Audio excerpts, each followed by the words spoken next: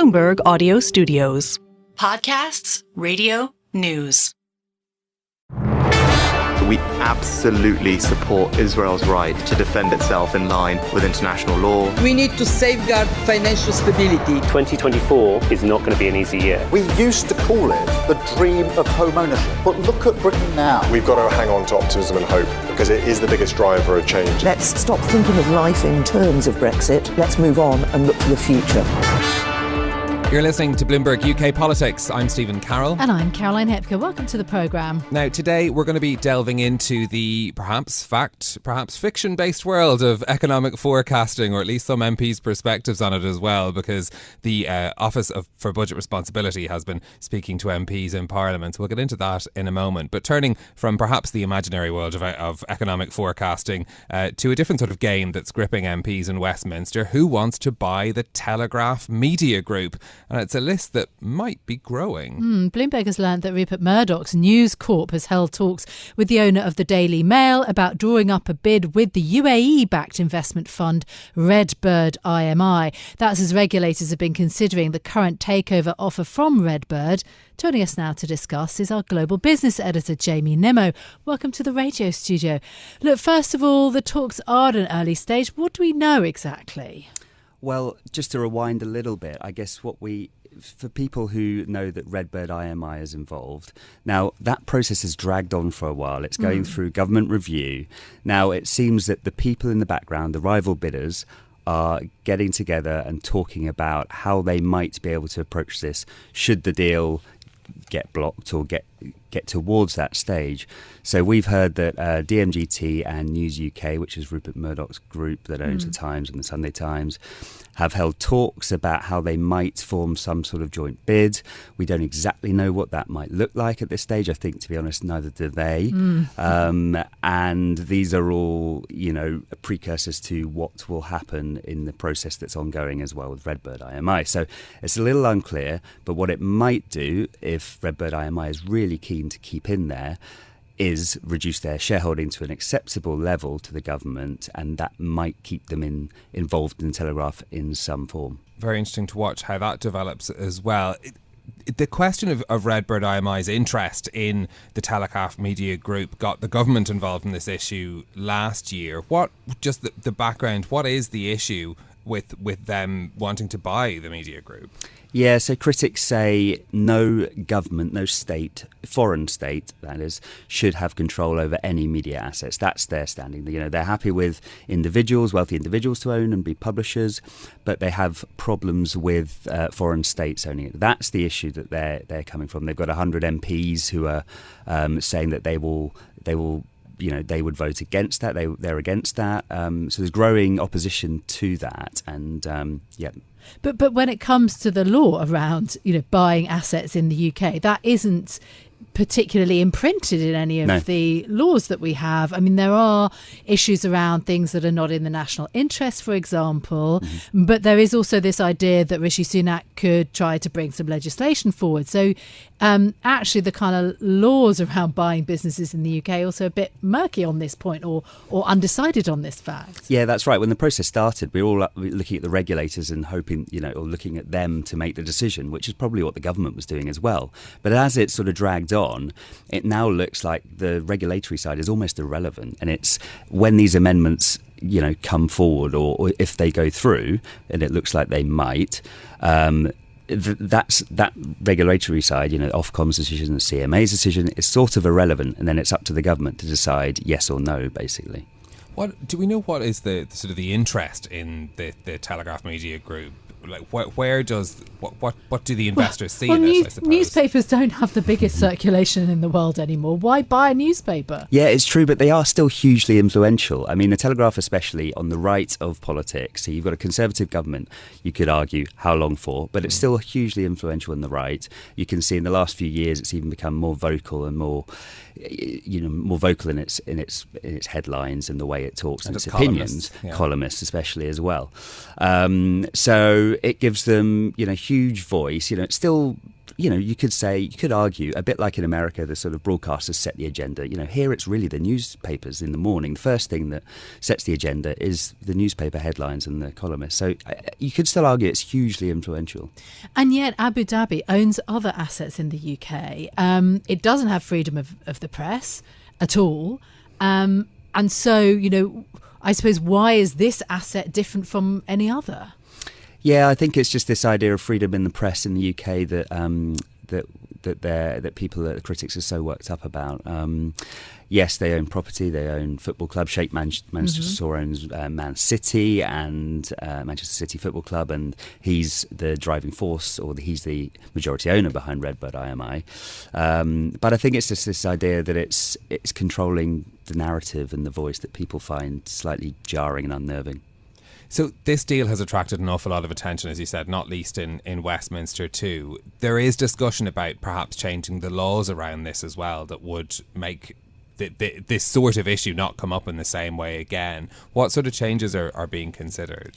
Yeah, so there's talk about a vote potentially in Parliament, and I mentioned those MPs who are against it, so that could be one way.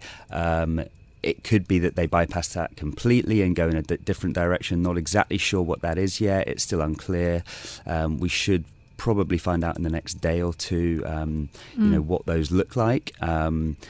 But it should be, you would imagine, quite a straightforward way of the government blocking it. Baroness Stowell has put forward some amendments in the Digital Markets Bill, but the government's sort of pushing in a slightly different direction, I think, and doesn't want to include that in there. So we'll see where it all plays out. Yeah. In terms of then those other players, I mean, the one that we haven't mentioned is Paul Marshall of Marshall Wace, who's a big fund manager, very well known in the UK, also owns a good chunk of GB News. Any thoughts on where that sort of jockeying might be? I mean, they're basically all very big, well-known media names kind of trying to get in there. Yeah, I mean, he is still very interested. I mean, all these guys are still very interested. What they will all say is that there's a process ongoing and they're just sitting there and waiting and seeing. But really, they are, watching very closely. They're all still very interested. And if that process opened up, Marshall is very much still involved. I mean, he's got Paul Zwillenberg, who was DMGT's CEO, actually advising on this deal, right. Which might explain, the reason why they're not involved in this potential deal that we talked about at the start with News UK. He's very much still interested, and of course he's got GB News and Unheard as well. So he would love to get his hands on the Telegraph still. That's for sure. What should we be watching out for next in this process? Yeah, so we've got the amendments, which you mentioned, should be coming up this week. Be interesting to see what's in those. The report that Ofcom and the CMA delivered to DCMS, that's happened. We don't know exactly when we'll see details of that. Yes. Could be the end of this week, but I think by now we're looking at the amendments and what the government can do. So I think it's a bit of a side issue at this stage. What is? I know politics isn't your main bread and butter topic, but what is the view then from the Labour Party or Lib Dems? Would anything similar occur for them, around those influential voices in the media in the UK? Have they got a view? Yeah, it's an interesting point, isn't it? Because yesterday it was that Fraser Nelson, the editor of The Spectator, was talking about how Thangam Debonair of the Labour Party was against the deal, and that was widely reported that she was against it. Now, what we've heard actually is that they've sort of rode back on that internally, and people familiar are saying that, well, actually, we're not really against the deal. They're sort of walking it back. So actually, we're not really sure where the Labour Party stands on this. And by the time that any decision actually goes through, say Redbird IMI are still involved, by the time a general election comes, which is possible, we still don't really know. It could be up to the Labour Party, and we don't exactly know what they think about this yet. Because is there any specific timeline on when we might actually get this deal concluded? Because it's been going on for quite a long time already. Well, exactly, and they had to restart the latest stage of it because of the management the structural changes that Redbird IMI, added extra complexity. So, they could decide to stay in and really stick it out if it goes to a phase 2 investigation, which is an in-depth one. That could drag on and on and on. They could walk away, and then it could restart the auction process where the other guys get involved. Well, so if there was a revised bid again, that would have to basically reset to zero to examine it. Yeah, it would restart it. I mean, it depends whether there'll be any sort of there would be competition authorities involved, obviously, but whether it would involve the same sort of foreign state ownership review is probably not. Which may also not be a great conclusion. Britain open for business, the amount of time, even though it's a controversial deal, for actually a decision one way or the other to happen is pretty tricky, isn't it? Jamie, really appreciate you coming into the studio, talking us through the story. That is Bloomberg's global business editor, Jamie Nimmo. Yeah, and it's one we'll continue to follow for you as well, because it is one of those business stories that crops up quite regularly in the political world as well. And certainly, as Jamie was telling us, an awful lot of interest from MPs as well, particularly in the Conservative Party, as to what happens to the future of the Telegraph media group, which of course is the Telegraph newspaper, but also the Spectator as well.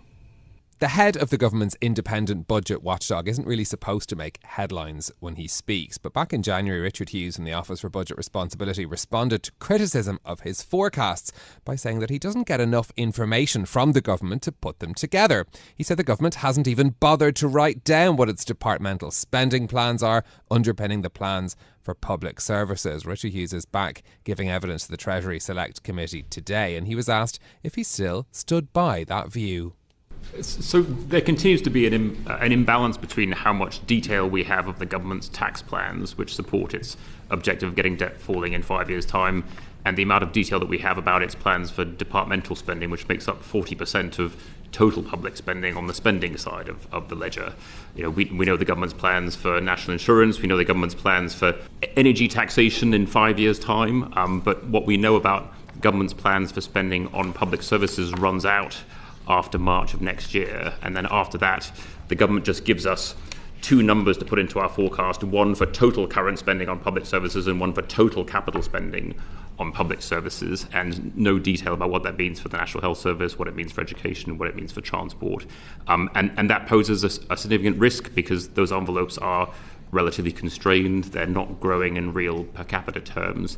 And so what we don't see on the spending side is a plan for living within that relatively constrained envelope while also meeting what the government has also stated, which is objectives to grow certain large elements of public service spending faster than that overall envelope.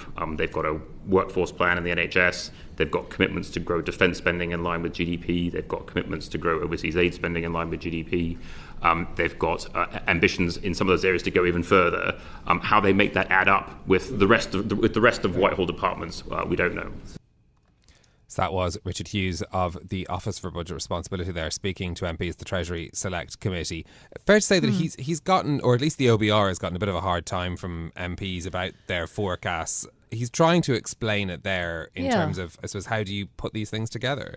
Look, I think the overall impression from this select committee hearing is that this is, some economists who are working with the data and working with the figures, and they are sort of defending their position. So it highlights the pressure, frankly, that the UK economy is under and just how poorly Britain has done actually in the last 15 years, about which these economists are really quite frank, and it's bleak. But it also highlights just how much pressure the government is under, because the questions are so pointed about, why the OBR has a difference in forecast to the Bank of England. This is simply the independent body, perhaps one that has been politicised, but it's meant to be the independent body that marks the homework of government. They don't make any of the policies or any of the sort of strategies. And so they are sort of trying to take, interestingly, quite a robust attitude to government, and they're also quite frank about the 15 years of lack of productivity that the UK has seen and just how much poorer that has made Britain, and that a lot of what they're doing is an educated guess. And sometimes, as one of the OBR economists said, it's not even educated. It is, looking at the figures and trying to do the best.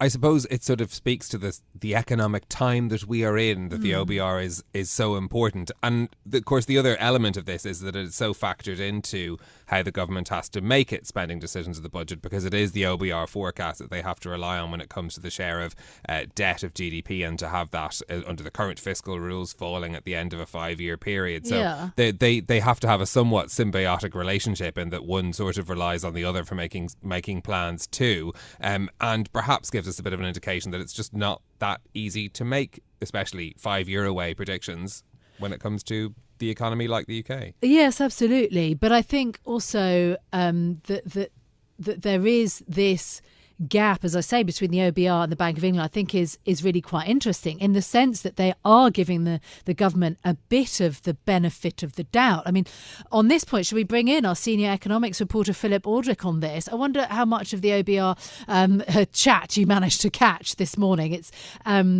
between MPs and the Office for Budget Responsibility. What have we heard so far? I mean, there were questions on all of the hot button issues, weren't they?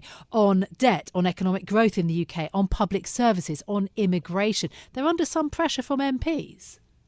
Yeah, I was just listening to it. I mean, my couple of things which jumped out at me were obviously the point that the spending plans, there's just no spending plans, and he's made that's the fiscal fiction of, post the election. We don't know how the money is going to be spent, but there are all these commitments to increase spending in line with GDP per head for NHS, for defence, but you've got this incredibly tight overall spending envelope. So what does that actually mean for other departments which are already facing massive cuts? So there was that tension. But he also pointed out that these uncosted, these unfunded spending arrangements are a risk to the public finances, because obviously he says in the past what happens is when it comes to actually penciling in the numbers, because there hasn't been a spending review, when it comes to penciling the numbers, you see governments tend to add 20 to 30 billion, right? So that's a percent of GDP added to the spending totals there, which is, if you think about, it's a huge. I mean, if you think about what the giveaway was over two budgets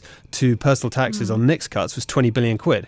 So the suggestion is that as soon as he's confronted with having to actually put the money into the spending envelopes for these departments, he's going to be giving all of that and more back in terms of, that's going to be the increase in spending. So where's he going to get the money from to do that? Is it going to be borrowing? Is it going to be reversing those tax cuts? I mean, it's all kind of make-believe at the moment. Okay, but so then hang on a second. If it's all make-believe, why is this budget, was it so much more well-received than, let's say, the Liz Truss budget? Or come on, describe to me how much of a gap there is then between Hunt and Truss and where we are now. Well, obviously, because the OBR wasn't in the Truss, involved in the Truss arrangements. And so, I mean, a lot of economics is really imagination, and when it comes to the spending, when it comes to the public finances and the market reaction to the public finances, the markets want to believe that these are stable, that this is a sensible country, and we've got a set of forecasts based on fiction, but the markets will tolerate that as long as the official bodies say that this is within the bounds of reason. As long as right? It's official fiction. Official fiction, yeah, exactly, yeah. But so you've got, I mean, I like to think that the key figures in terms of who guides the markets here. So the OBR basically sets the tone for the markets. If the OBR gives it a big tick, the markets say, okay, don't need to look at the detail here, we'll just get on with it, we think this is reasonable. Paul Johnson at the IFS, he's the other one. If he says things are okay, then the markets will normally accept that. But what obviously happened with Truss is that she said, we're not interested in the OBR, we don't even like the Bank of England, we don't like the Permanent Secretary at the Treasury. I mean, it was a case of all the people that you want to give a nice big green tick to for the markets to believe in were just jettisoned, and so they were like, oh my god. And of course then Kwasi Kwarteng, after upsetting the markets, then doubled down over the weekend and said we're going to do even more of this. So that just freaked everyone out. Is there a point to this criticism of the OBR forecast, though? I mean, are they less accurate than the other sectors of the imagination that you're referring to? If you're in government, you'd probably look at the OBR and say thank you very much. They are very generous. They are very optimistic in their forecast compared with others. I mean, the growth forecast they got for this year, 0.8, is double what the Treasury's independent forecast. The collection of independent forecasters that the Treasury gathers is double that. So the dynamic response. So if policy has an effect on GDP, then the government recovers some of the cost of that policy if it's a tax cut, because it gets a little bit of tax back through the extra growth generated. They got a big increase. They got a big upside on that. And the most striking one was that they announced a cut in capital gains tax for second homes from 28% to 24%. And the OBR said that this would be a tax revenue raising measure, right? So you get an incredibly dynamic response there in terms of the OBR's in the OBR's outlook. So the idea that the OBR is some kind of cruel horror, archaic, dusting off their abacuses. Exactly. Is in this particular instant has not been the case. And obviously what the OBR does is they set a set of forecasts from which you will interpret the government's self-imposed fiscal rules. So they set their rules, and so if they're angry with which a lot of Tories are, because they need somebody to blame, because the fact is if they want to meet the spending totals, or if they want to get the tax burden down, they have to confront the harsh reality that it involves extraordinarily difficult decisions. Debt interest costs have gone up by 60 billion quid a year compared with pre-pandemic rates. That is the entire defence budget has just been added to public spending, and you get nothing out of it. And you can't live with that higher level of debt servicing unless you have higher tax rates or you have lower spending. I mean, you have to make a decision there. But obviously, what a lot of Tory MPs would like is for the OBR just to come up with some absolutely fantastical growth rate which resolves the problem. But then you've got basically the questions on both sides. Are you fit for purpose? Is the OBR fit for purpose? Because on the one hand, you might have critics who say, look, we want even better out of the OBR and even more sympathetic data. And then for those who might be less on the Tory side, the inclination to say that the forecasts are so out of whack with city economists or the Bank of England, that they can be interpreted that way, that also it's not fit for purpose. So the OBR sort of stuck in the middle. I mean, is that a good place actually for the Office for Budget Responsibility to be in, frankly, pleasing absolutely no one? Well, equal opportunities offender is, yes, I suppose you're doing the right thing. It's like journalists, if you've pissed everyone off, then yes, probably right. Another piece of the economic puzzle that we've had today has been the new labour market figures as well, showing what economists would describe as cooling in the labour market. Essentially, the unemployment rate's gone up a little bit, and there've been there are fewer jobs on offer as well. Is this a sign of a bigger shift? Is this the sort of thing that tells us something important about the jobs market here? There's one data point in there which was if you were looking for things to see, things are flashing red here, was the big increase in the redundancy rate. So in the space of 3 months, that's doubled. Which is people losing their jobs, right? So it is notifications of redundancies from employers, and it has. I mean, it doesn't capture small businesses. I mean, there's certain limits parameters to the data, but what's happened is the redundancy rate went from I think it was just over 2 to just over 4 per 1,000. It's still relatively low historically, so it's not like something to get too worried about. But and we've had 3 months of the number of redundancies rising quite sharply. So that might be a sign. You have obviously seen wages coming slightly below forecast. That is still extraordinarily high compared with pre-pandemic norms. Unemployment did tick up. Inactivity. There's still these issues about too many people who are not working, who are not wanting work. But you have definitely seen signs of loosening in the labour market, which should encourage the Bank of England to think more actively about rate cuts. I mean, every economist and think tank and Labour also seem to be forecasting this kind of long dismal spell then for the UK economy. Looking at the jobs numbers, as you say, like the inactivity number, the little uptick in redundancies and so, is it that bad? I mean, also listening to the OBR, I mean, they're not upbeat when they're speaking to MPs about the state of sort of big picture of the UK economy. Is it that bad? I mean, it's hard not to be a bit downbeat because the last 15 years have been pretty dreadful. I mean, Richard Hughes and David Miles, two of the members of the Budget Responsibility Committee at the OBR, said we're talking about the productivity crisis that we've had for the last 15 years, and it was like had things continued as they were, our GDP would be 30% larger today. That is a huge number. Yeah, 30%. But we're not alone in this. I mean, every country post-financial crisis, the financial crisis reset the global economy, and we were living on hot air prior to the financial crisis, which basically was part of the reason things were unsustainable. But it's certainly the case that the UK's had a slightly worse situation than others, and so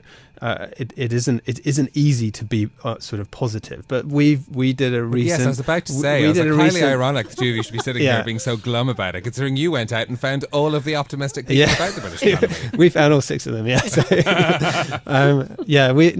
there are definitely reasons to be more optimistic now because you've got all the just on the consumer spending side, you've got minimum wage going up. You've got wages still rising as of today, over 6%. You've got a pension, the state pension going up 8.5%. You've got benefits going up. All of these above inflation level. So you've got more spending power. The living standards story is quite positive from here onwards. If you're looking forwards, if you're looking backwards, it's still got a bit of catch up to do. But there are some good reasons to think that things are turning around. And as David Miles did say, he talked about artificial intelligence and how that was going to basically, if anything is going to help boost our productivity, that is something to cling on to. Is this to borrow a political anthem moments and say things are going to get better? Is that basically what you're telling me? We need a new version of that song. Answers on a postcard. Who wants to pick the next political anthem? In an era UK? where we have to mine all past creativity, to come up with songs and art and so on these days. Lovely stuff. Look, Philip, thank you so much for being with us as ever. Our senior economics reporter, Philip Aldrick. Well, that is it from us for today. If you like the programme, don't forget to subscribe. Give it 5 stars so other people can find it on Apple Podcasts, Spotify or wherever you listen. This episode was produced by James Wilcock and Mia Dawkins, and our audio engineers were Marufal Hussain and Sean Guastamakia. I'm Caroline Hepker. And I'm Stephen Carroll. We'll be back with more tomorrow. This is Bloomberg. Bloomberg UK Politics. Listen weekdays at noon on DAB Digital Radio in London.